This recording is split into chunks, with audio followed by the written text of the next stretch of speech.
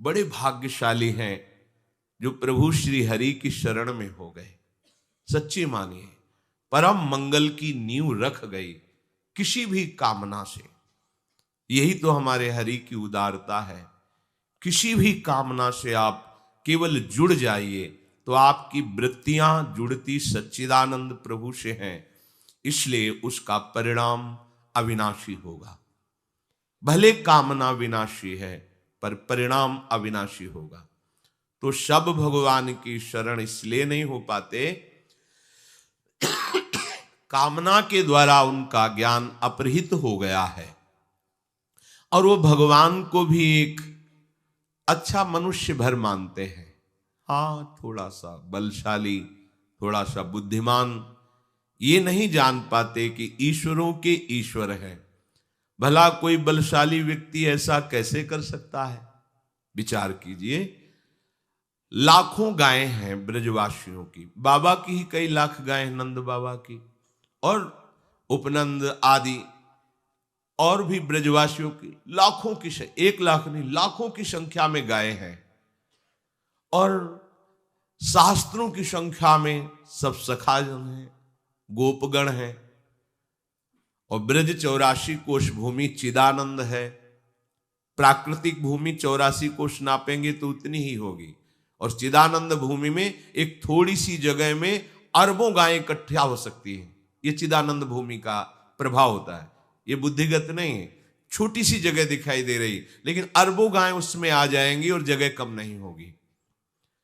अब सब गायें, गोपगण, सखागण जंगल में गाय चरा रहे थे। अचानक बांस के घर्षण से आग लग गई।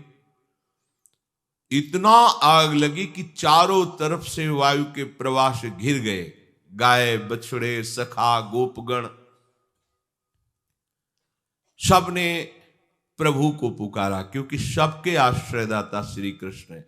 हे कृष्ण, हम इस दावानल से भस्म हो रहे हैं, आप केवल आप ही बचा सकते हो। बड़ी बड़ी लपटें जंगल में और वायु के प्रवाह से चारों ओर से आग दौड़ती आ रही। भगवान ने एक शब्द कहा, तुम सब अपनी आंख मूंद लो। आंख मूंद लिया, बस अपने मुंह में पी गए सारी आग, ऐसे कि पूरी आग मुख में आ गई। ब्राह्मणोष मुखमाशीद, जो भगवान के मुख से ब्रह्म रूप वेद प्रकट हुए, ब्रह्म भाव से युक्त ब्रह्म ऋषि प्रकट हुए, वहीं भगवान के मुख से अग्नि का भी प्रादुर्भाव है। मानो भगवान ने अग्नि के प्रादुर्भाव स्थान में स्थापित कर दिया, ऐसे किया मुख में अग्नि आ गई। ये कोई व्यक्ति कर सकता है? भगवान अग्निदेव प्रचंड रूप दावानल के रूप में है और एक क्षण में नौ किशोर अवस्था वाले प्रभु श्री कृष्ण उस अग्नि को पी गए। देखा कि शांत एकदम अग्नि, सब सखागण। एक बार ऐसे और मुंजाटवी में आग लग गई, मूंज के वन में। सबने पुकारा, भगवान ने कहा आंख मूंद लो, घबराओ मत। दूसरे ही क्षण में सबने देखा वंशीवट की छाया में विराजमान है। योग माया अचिंत शक्ति संपन्न है, जो भगवान की एक शक्ति है, ऐसे अनंत शक्तियों से संपन्न भगवान है। काली दह का एक बूंद पानी भी कोई पी ले तो तत्काल मर जाएगा, ऐसा विषैला जल था। बहुत बलशाली कालिया नाग अपने परिवार सहित रहता था। भगवान ने देखा कि प्यास से पीड़ित होकर के गोपगण और गौवें, बछड़े सब जल पिए मर गए।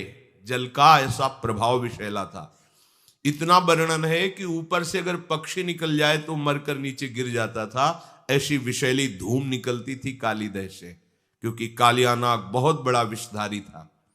गरुड़ से टक्कर लेने की सामर्थ्य रखता था, पर उनके पंखों के प्रहार से भागकर यहां आया था और जानता था कि यहां गरुड़ का प्रवेश नहीं है, इसलिए कालीदह में निश्चिंत होकर रहता था।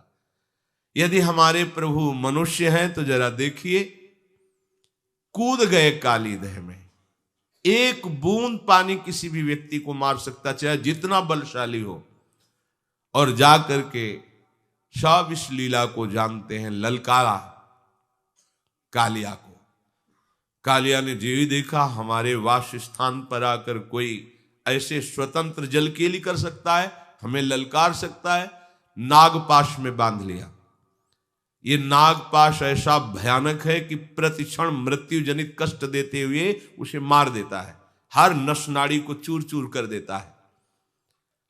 पर अमित बलशाली भगवान श्री कृष्ण के शरीर में उसी को पीड़ा होने लगी, नागपाश छोड़ करके खड़ा हो गया और विचार करने लगा, आज तक तो कोई ऐसा नहीं जो मेरे नागपाश में बंद कर भी बलशाली बना रहे, लेकिन यहां तो मेरा ही नागपाश मुझे ही कष्ट देने लगा। फटने लगा उसका शरीर जैसे ही भगवान को जकड़ने की कोशिश की। भगवान उसके फणों पर ऐसे हाथ रखकर छलांग मारी और ऊपर उसके सिर पर जाकर के नृत्य करने लगे। देवता गंधर्व जो संगीत विशारद जन है सुंदर संगीत बजाने लगे। नटवर नागर उनके फणों पर नृत्य कर रहे, जो फण नहीं झुकाता रौंद देते अमित बलशाली श्री कृष्ण। अब विष की जगह खून निकलने लगा, प्राण व्याकुल हो गए। तब उसने हृदय से भगवान हरि को पुकारा, कालिया ने। अब ये नहीं जानता कि अमित बलशाली श्री हरि ही उसके फणों को कुचल रहे हैं। नागपत्नियों ने प्रार्थना की, भगवान नीचे उतर कर आए और कहा, यहां से जाओ रमणक द्वीप, अब मेरे चरण चिन्हों से युक्त हो गया है तुम्हारा शरीर, अब गरुण तुम्हें बिल्कुल विक्षेप नहीं पहुंचाएंगे, सुखपूर्वक रहो, पर ब्रज की सीमा के अंतर्गत नहीं। ये हमारे भोरे भारे ब्रजवासी जनों को किसी भी तरह का कष्ट हो ये मुझे बर्दाश्त नहीं। परिवार सहित छोड़कर, ये मनुष्य है। छठी का दिन है, अभी 6 दिन के लालजू हैं। भयानक बलशाली देवता भी कांपते हैं, जिससे ऐसी पूतना हलाहल विष लगा करके कंस से वादा करके कि एक नंदन क्या पूरे ब्रजवासियों के 10 दिन के बालकों को मार के अभी आती हूं। भगवान ने पहले ही विचार कर रखा था कि अगर ये अन्य जनों के पास जाएगी तो हमारे सखाओं को हानि पहुंचाएगी। सीधे आकर्षण किया, उसका विचार बदला कि पहले ब्रज के मुखिया नंद बाबा के घर से ही शुरू करते हैं। ऐसा सुंदर रूप बनाया कि लक्ष्मी भी मोहित हो जाए। यशोदा मैया रोहिणी जी ने देखा कि लगता है साक्षात सौंदर्य समुद्र लक्ष्मी जी आ रही हैं, क्योंकि हमारे घर लालजू पधारे हैं, तो बड़ी कृपा हुई, ये आशीर्वाद। कोई कुछ उसको टोका नहीं, इतना सुंदर रूप बनाया। और सीधे इशारे से पूछा, कहां है लालजू? इशारा कर दिया। लालजू ने आंख मूंद ली।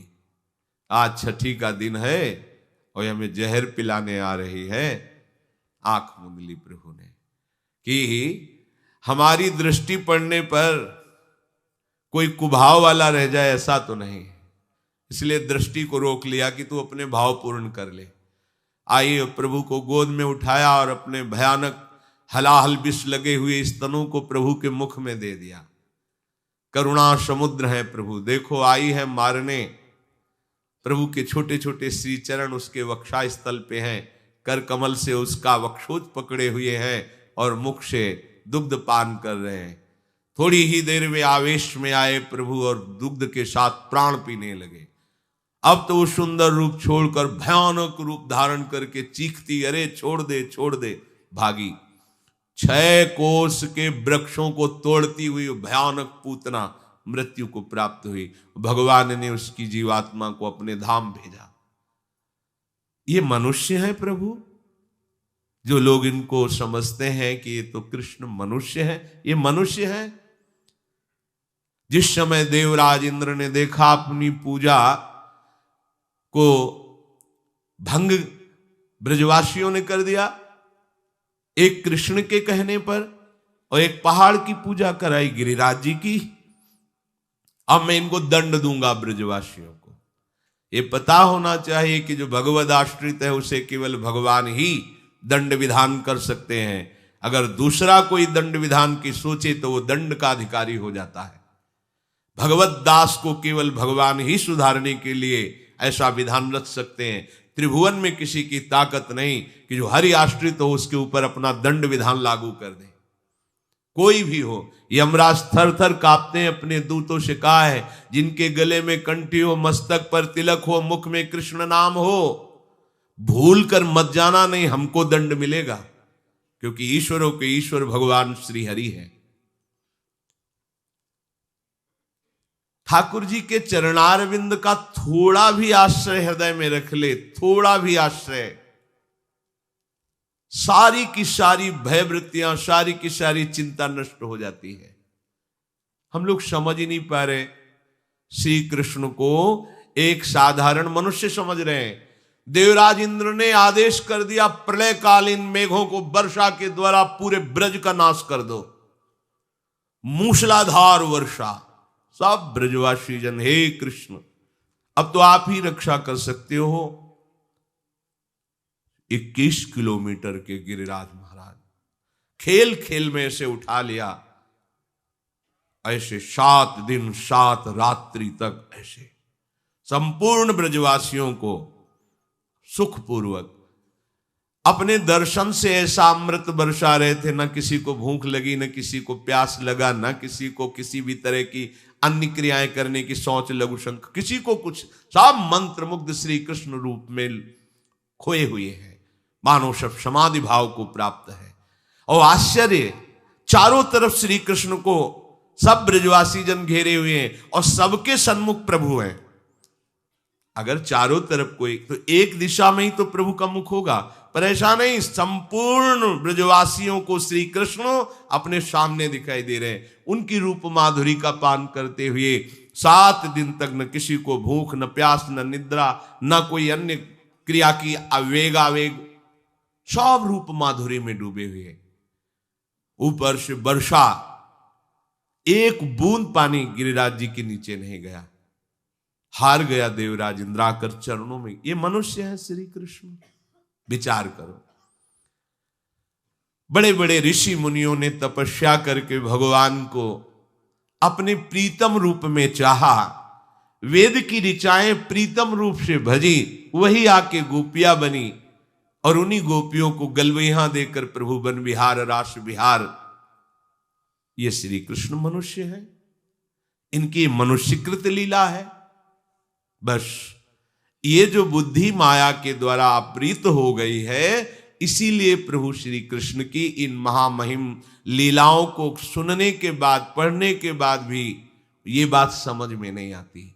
इसीलिए श्री भगवान कहते, नाहम प्रकाशः सर्वस्य योग माया समावृतः मूढ़ोऽयं नाभिजानाति लोको मामजमव्ययम्।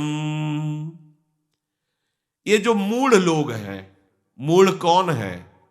जो असत भोगों में सुख बुद्धि करके फंस गया है, वही मूढ़ है, मूढ़ात्मा। मूढ़ता यही है कि श्री हरि भक्ति रूपी सुरसरी धारा का त्याग करके क्षुद्र भोग ओष कण से हम प्यास बुझाना चाहते, यही मूढ़ता है। श्री हरि सबके समुद्र हैं, ऐश्वर्य के भी हैं, वैभव के भी, माया के भी, ज्ञान के भी, प्रेम के भी, जो चाहिए इनको छोड़कर अन्य आश्रय, ये मूढ़ता है। प्रभु कह रहे हैं ये जो मूढ़ मनुष्य समुदाय है, मूढ़ोयम नाभिजानाति, ये लोग मेरा परिचय नहीं जानते। बड़े भाग्य हैं जिनको भगवत चर्चा सुनने को मिलती, भगवत चर्चा करने को मिलती है, भगवान नाम जपने का अवसर मिलता, ये बहुत बड़े भाग्य है। बिना कृपा के संभव